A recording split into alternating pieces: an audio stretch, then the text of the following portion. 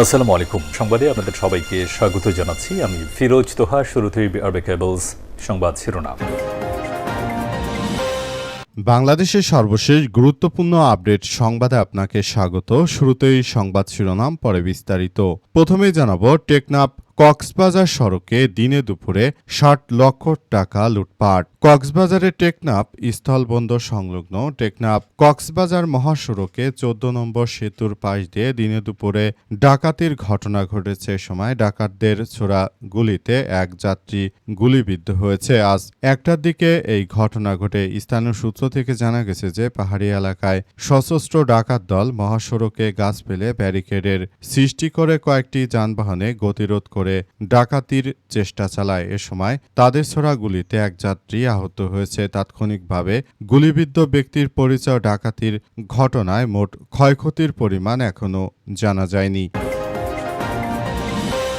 এরপর জানাবো, দুবাইয়ের কারাগার থেকে জামিনে মুক্তি পেয়েছেন বেনজির আহমেদ। দুবাইয়ের কারাগার থেকে জামিনে মুক্তি পেয়েছেন বাংলাদেশ পুলিশের সাবেক মহাপরিদর্শক আইজিপি বেনজির আহমেদ। মুক্তি পাওয়ার পর তিনি ইউরোপের একটি দেশে যাওয়ার চেষ্টা করছেন বলে জানিয়েছে তার পারিবারিক সূত্র। পারিবারিক সূত্রের দাবি, বৃহস্পতিবার ৩০ জুলাই আইনি প্রক্রিয়া শেষে তিনি কারামুক্ত হন এবং ২৭ জুলাই সংযুক্ত আরব আমিরাত বা ইউএর একটি আদালতে তার জামিন আবেদন মঞ্জুর করে। তবে আদালতের শর্ত অনুযায়ী বেনজির আহমেদের দুবাই ত্যাগের অনুমতি নেই এবং তার পাসপোর্টও কর্তৃপক্ষের জিম্মায় রয়েছে। এদিকে তার মুক্তির বিষয়ে বাংলাদেশ পুলিশ ইন্টারপোল শাখা ন্যাশনাল সেন্ট্রাল ব্যুরো এনসিবি আনুষ্ঠানিকভাবে কোনো তথ্য জানে না বলে সংশ্লিষ্ট কর্মকর্তারা জানিয়েছেন। এ বিষয়ে পুলিশ সদর দপ্তরের পক্ষ থেকে কোনো আনুষ্ঠানিক বক্তব্য পাওয়া যায়নি। এদিকে সরকারের আশ্বাসে আন্দোলন প্রত্যাহারের সিদ্ধান্ত প্রাথমিকের নতুন শিক্ষকদের। সরকারের নতুন সিদ্ধান্তের আশ্বাসের পর শাহবাগে চলমান অবস্থান কর্মসূচি প্রত্যাহারের ঘোষণা দিয়েছে সরকারি প্রাথমিক বিদ্যালয় সহকারী শিক্ষক পদে চূড়ান্তভাবে সুপারিশপ্রাপ্ত শিক্ষকরা। শাহবাগে বেশ কয়েক ঘণ্টা আন্দোলনের পর তারা এই আন্দোলন কর্মসূচি প্রত্যাহারের ঘোষণা দিয়েছে। এবারে জানাবো, অগস্টের মধ্যে নিষিদ্ধ ঘোষিত গোষ্ঠীর তৎপরতা, সতর্ক থাকার আহ্বান স্বরাষ্ট্রমন্ত্রীর। অগস্ট মাসকে ঘিরে নিষিদ্ধ ঘোষিত আওয়ামী ফ্যাসিবাদ গোষ্ঠীর বিভিন্ন তৎপরতার তথ্য পাওয়া যায়। আইন শৃঙ্খলা রক্ষাকারী বাহিনীর পাশাপাশি সাধারণ জনগণকেও সতর্ক থাকার আহ্বান জানিয়েছেন স্বরাষ্ট্রমন্ত্রী সালাউদ্দিন আহমেদ। এবারে জানাবো, একই সময় পাল্টাপাল্টি মিছিল নারায়ণগঞ্জে বিএনপি জামাতের উত্তেজনা। নারায়ণগঞ্জের ২৫০০-এ একই সময়ে পাল্টাপাল্টি মিছিলকে কেন্দ্র করে বিএনপি ও বাংলাদেশ জামাত ইসলামের নেতাকর্মীদের মধ্যে তীব্র উত্তেজনা দেখা দিয়েছে। এক পর্যায়ে দুই পক্ষের নেতাকর্মীরা মুখোমুখি অবস্থান নিলে পুলিশের মধ্যস্থতায় বড় ধরনের কোনো সংঘাতের ঘটনা ঘটেনি। এবং সর্বশেষ জানাবো, কাফনের কাপড় পাঠিয়ে বিএনপি নেতা সহ ১৩ জনকে হত্যার হুমকি। হবিগঞ্জের মাধবপুরে বিএনপির নেতা সহ ১৩ জনকে ঢাকযোগে কাফনের কাপড় ও চিঠি পাঠানোর মাধ্যমে হত্যার হুমকি দেওয়ার অভিযোগ উঠেছে। এই ঘটনায় চাঞ্চল্যকর পরিস্থিতির সৃষ্টি হয়েছে উপজেলা আদাওয়ের ইউনিয়ন পরিষদের চেয়ারম্যান ও উপজেলা বিএনপির সহসভাপতি মীর খোরশেদ আলম সহ ১৩ জনকে হত্যার হুমকি দেওয়া হয়েছে বলে অভিযোগ উঠেছে। তিনি স্থানীয় সংসদ সদস্যের উন্নয়ন কমিটির সদস্য হিসেবেও দায়িত্ব পালন করছেন। প্রিয় দর্শক, এতক্ষণ শুনছিলেন সংবাদ শিরোনাম, এবারে বিস্তারিত।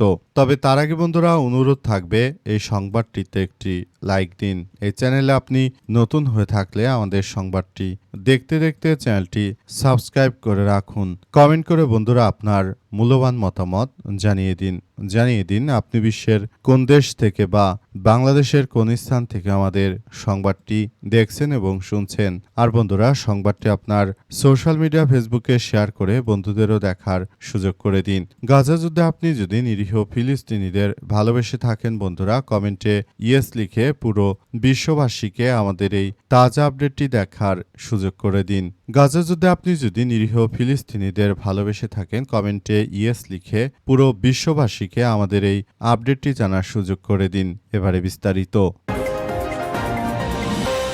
টেকনাফ কক্সবাজার সড়কে দিনে দুপুরে ৬০ লক্ষ টাকা লুটপাট। কক্সবাজারের টেকনাফ স্থলবন্দর সংলগ্ন টেকনাফ কক্সবাজার মহাসড়কে ১৪ নম্বর সেতুর পাশে দিনে দুপুরে ডাকাতির ঘটনা ঘটেছে।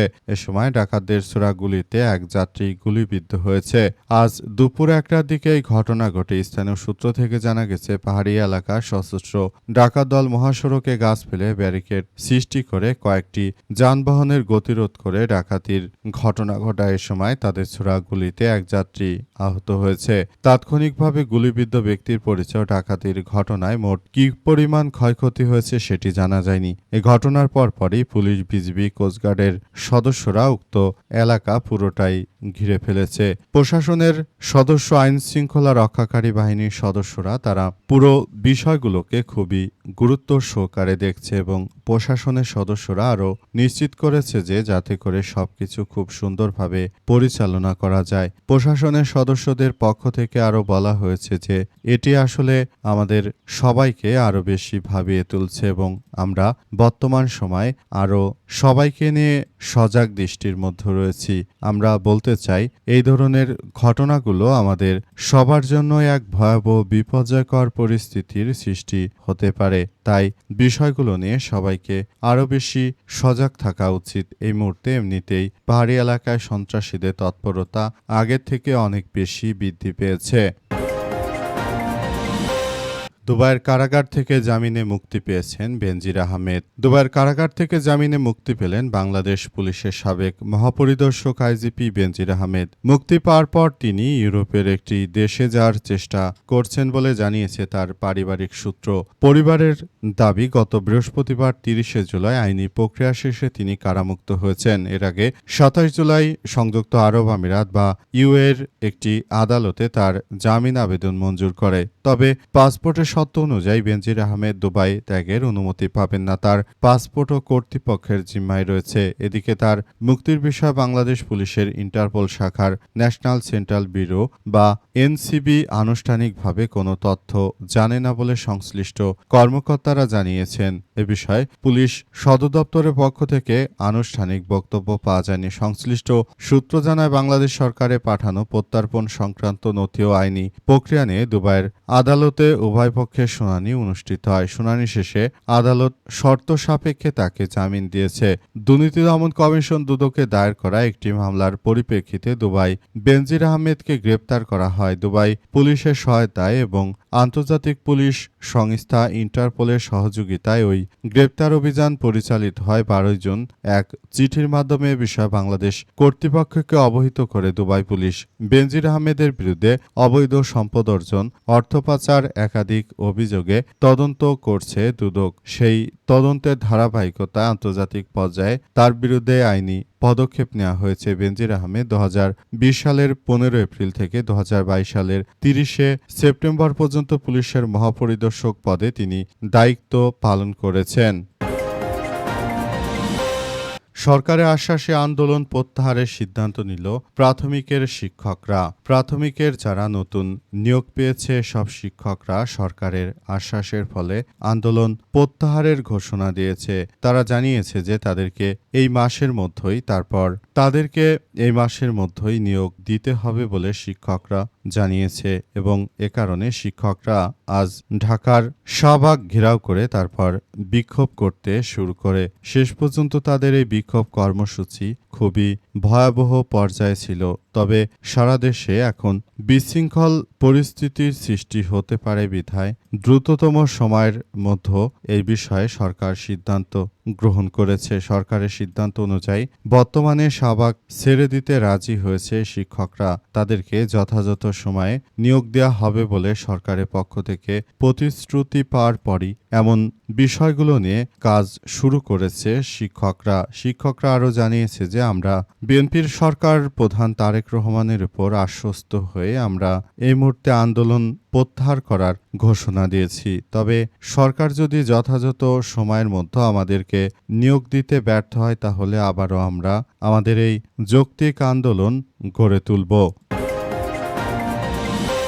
চলছে আগস্ট মাস আর এ মাসে পালিয়ে যাওয়া নিষিদ্ধ সংগঠন আওয়ামী লীগের নেতাকর্মীরা এই মাসেই অগস্ট মাসে তারা সংগঠিত হয়ে আবারও দেশের অভ্যন্তরে বিশৃঙ্খল পরিস্থিতির সৃষ্টি করতে পারে। আর এই বিশৃঙ্খল পরিস্থিতি যেহেতু সৃষ্টি করতে পারে, সুতরাং এই সব বিষয় নিয়ে পুলিশের সদস্যদের আরও সতর্ক থাকার জন্য উদাত্ত আহ্বান জানানো হয়েছে।